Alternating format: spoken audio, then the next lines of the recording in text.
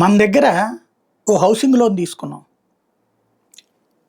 దాన్ని కట్టలేకపోయాం. ఇంటికొచ్చి ఇంట్లో ఉన్న సామాన్లతో సహా అన్ని జప్తు చేసుకుపోతారు.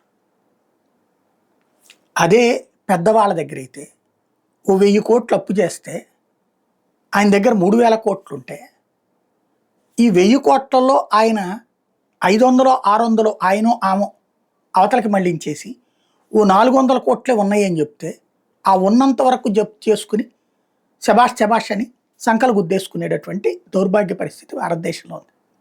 మొన్న మధ్యన వైఎస్ఆర్ కాంగ్రెస్ పార్టీ నాయకురాలు ఒకప్పుడు వైసీపీ తరపున ఎంపీగా గెలిచి ఆ తర్వాత తెలుగుదేశంలోకి వెళ్ళి మొన్నటి ఎన్నికలకు ముందు వైసీపీలోకి వచ్చినటువంటి బుట్టా రేణుక, ఆవిడ ఆస్తులు వేలం వేస్తే కొనేవాడు లేడు, అప్పు మాత్రం బోల్డంత నాశనమైంది. ఇప్పుడు గంటా శ్రీనివాసరావు సేమ్. ఈయనదెంతయ్యా బాకీ అంటే దాదాపుగా 463 కోట్ల రూపాయలు ఎగవేసినటువంటి ప్రత్యూస్ అసోసియేషన్స్ పేరిట విశాఖపట్నంలోని గంగళూరు వారి వీధిలో ఉన్న 274 చదరపు అడుగుల వాణిజ్య భవనం, ప్రత్యూస్ ఎస్టేట్కి చెందిన ద్వారకానగర్ శ్రీశాంత కాంప్లెక్స్లో 1250 చదరపు అడుగులు 2 ఫ్లాట్లు, ఉడా లేఅవుట్లోని 5 ఫ్లాట్లు. ఈ ఆస్తులకు బ్యాంకు 3.39 కోట్ల రిజర్వ్ ధర నిర్ణయించింది.